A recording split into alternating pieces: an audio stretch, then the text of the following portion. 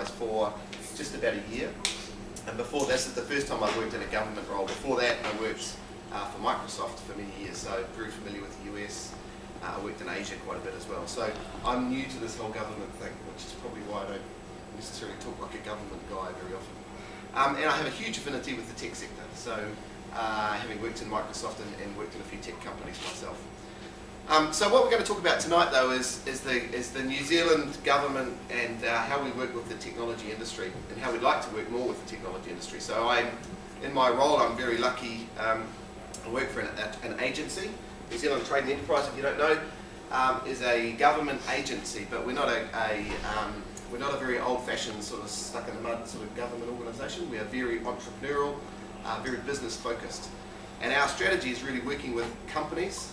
Individual companies and groups of companies to help them be bigger, better and faster and to grow internationally for the benefit of New Zealand. So that's really our core focus, is helping companies grow. And so that's what we're going to talk about tonight. So I'm going to talk about maybe 5 or 6 initiatives and things that we're doing in that area, but I'm really keen if you've got comments or suggestions or questions, either to ask them during the session here or to grab me afterwards. It'll probably take about 10 or 15 minutes. I promise it won't take too long. Is that okay? Cool. So here you go. You probably know this already, but for those of you who might not, New Zealand is largely a country of cows. Okay, that ain't going to change. I'm not here to tell you that's going to change. For most of our history, for the last 180 of the last 200 years, for example, our success in the world has been built on things that you dig up or kill and send overseas for people to eat or drink. And the reality is that's still the case.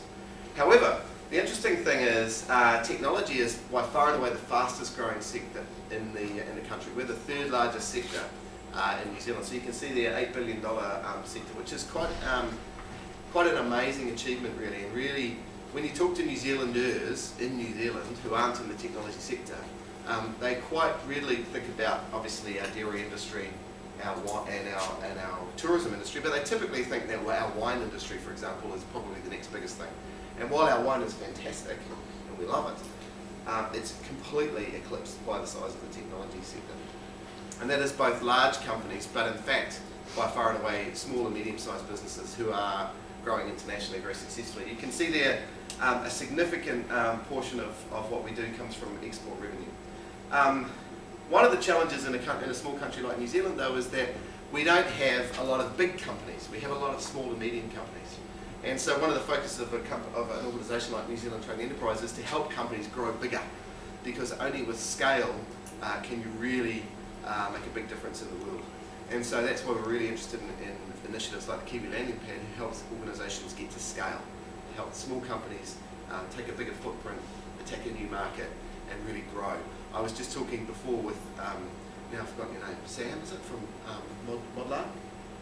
Scott, sorry Scott, I beg your pardon Scott. And Scott was just telling me he's taken on 6 people since moving to the US, which is incredible, and almost double the size of the organisation, is that right? Yeah. So it's an incredible leverage that like a facility like this can bring to a company like Scott's, where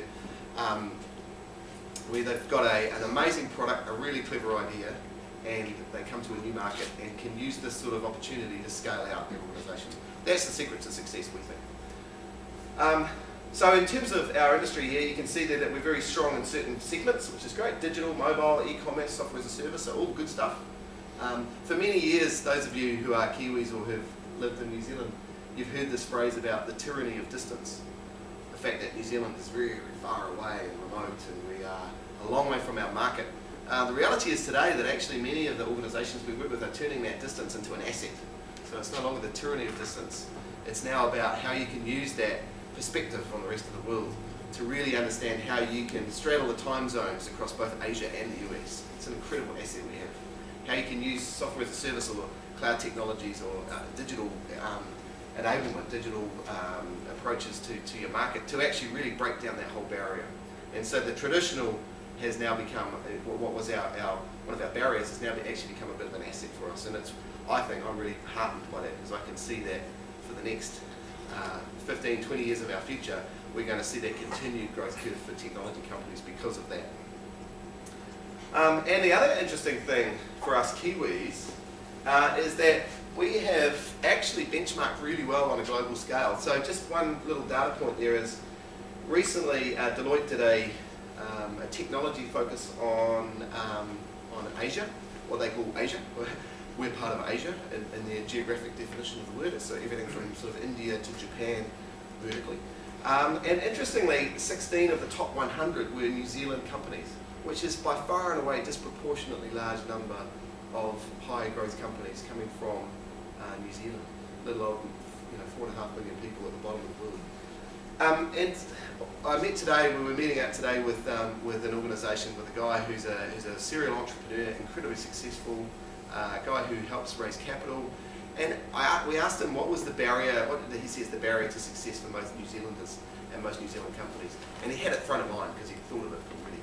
He said, number one barrier for success for you is your own confidence. You know, you're world leading, you're world class. He did 3, I think, interns in his organisation over the last 3 or 4 months. He said they were rated as equally as well as any graduates from local universities like Stanford, from world class universities. He said they were equally as good. The difference was they weren't as confident. And so that's something we've really got to think about as a nation too. So we're pleased that technology is a really big asset for us. I think the challenge is us, how can we leverage that? So it's great. So I'm probably pitching to the converted because the fact that you're here means you've got the confidence to get on a plane and try and sell to the world. So great stuff. So partly in recognition of that, of the opportunity of the technology sector, we set up this joint program.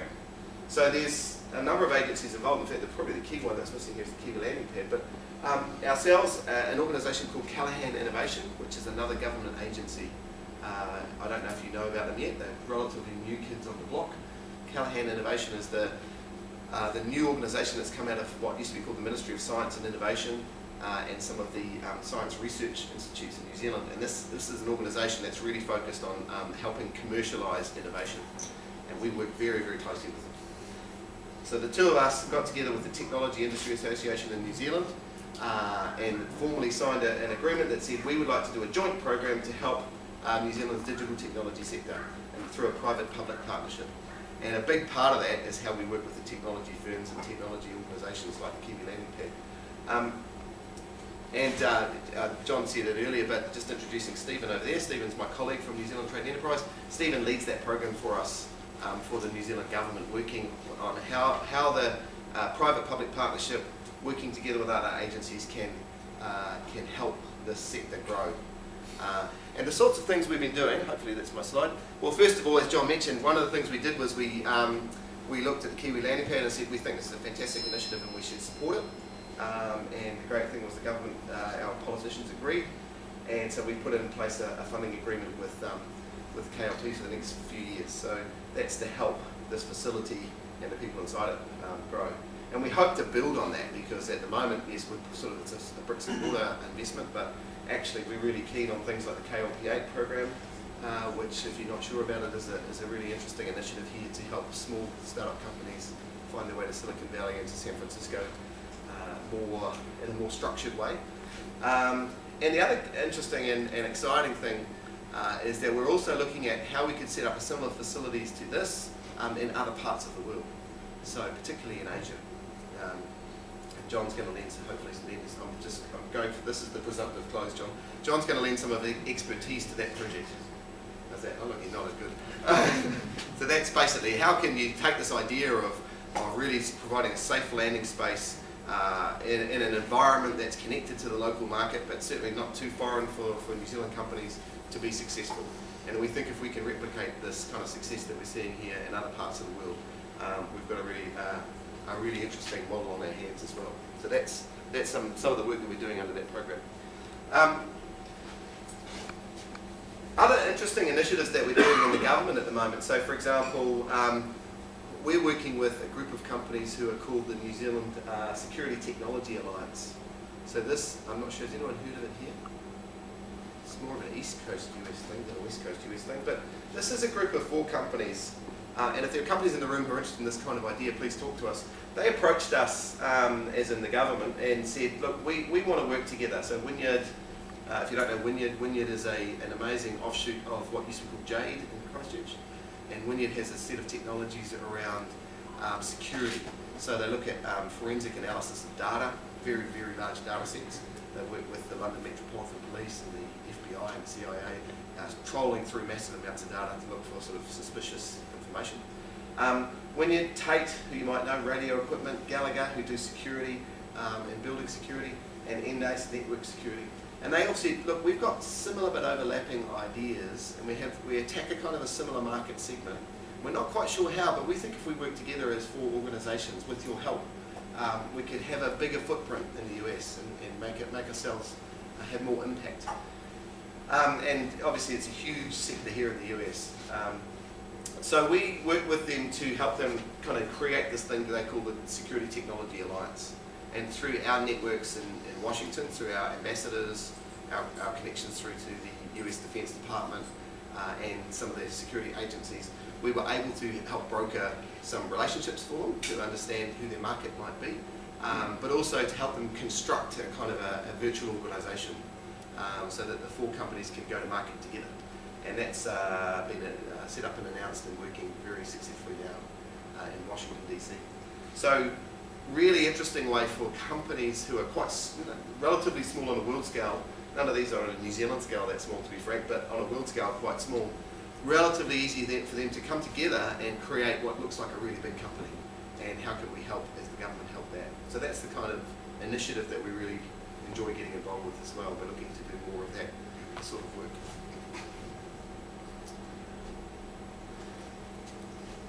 One of the challenges, this is probably coming to the end of my discussions, but one of the challenges we face as a nation in New Zealand is obviously a very small population size, so less than 5 million people. We aren't graduating nearly as many people who are experts in computer science or information technology or even project management for that matter, or business analysis, to fulfill the demand of the types of companies that are now emerging. And so we've got a serious challenge there. So you can see there, we train only about 2,000 people a year. This is a pretty horrifying stat. And we estimate that we need about 15,000 people just to keep the demand levels up. It's actually really easy. If you know quite a few New Zealand companies, you can write it on the back of a bit of paper. You know, Xero needs 180 people at the moment, Orion Healthcare's looking for 220. And you can go through the whole list and quite quickly come to thousands and thousands of jobs required. And one of the challenges we've got structurally in New Zealand is that we aren't fulfilling that demand. And so clearly that's a government issue as well as it is a private sector issue. And there are multiple ways you look at it. Clearly you need to incent the universities better. You need to help kids understand what going into a career in the technology industry might mean for them and why it's a good thing. Those are fairly long-term strategies. You also need to start thinking about how you could entice experts to work and live in New Zealand or work for a New Zealand company, even not in New Zealand. So we've been doing some work. We've in the past done some work with organisations like Fisher & Paykel Healthcare who have a real need for engineering talent. And we've worked with them to bring people from offshore to their areas. Next week at South by Southwest, as a bit of an experiment, to be quite frank with you, we have a stand there with ourselves and Immigration New Zealand. In fact, one of the team from Immigration New Zealand is here. Very good. Who's going to be sitting on that stand, helping try and entice people to come to work in New Zealand because it's a great place to work. As Sir Paul Callaghan said, New Zealand is the place where talent wants to live. We have an amazing lifestyle. We have fantastic, clean, green environment, interesting people. We look and talk the same as most of the people in this part of the world, despite our funny accents. I love that you laughed just then. So why not come and live and work in New Zealand? So that's part of the strategy to try and plug this skills gap issue as well. And we hope through these sorts of initiatives, these sorts of partnerships with the private sector, because on the stand here we'll have companies who are looking for talent, stands being built by Weta workshops. We have a whole lot of really kind of interesting things going on between the government and private sector. And really that's the success, I think. If we're going to see success in this area, it's going to be between, not on how a government organisation or the government does things. It's going to be how the government works with the private sector. Because what government is good at, large, typically have money, typically can get things done, but they're not good at picking winners, understanding how markets operate, and being as efficient and as fast as the private sector. When you marry the two things together, I think you've got success. John and I were talking about this over the last few weeks, talking about how the kind of agility that you can show at a place like this, matched with a bit of backing from government, can really make a success story. And I think that's the story of our future. And with that, I'm going to finish up. I was going to show you, I just finished this one comic, which is, this is a bit of a trite, but it's not actually, it's a really real thing for people like me. When I work for the government, I work for a cause, not an institution. So the fact that I work for a New Zealand Trade Enterprise or that I work in the New Zealand government is actually just hiding the fact that I'm pretty passionate about the country that I was born in. I lived for the last few years in Asia, and I came back to New Zealand and decided to do something different and something that had more impact. And I think I can do that in an organisation like this. So it's really cool to work in an organisation that can really have this impact. And a lot of these initiatives that come out of government come out of individuals within government, I've noticed.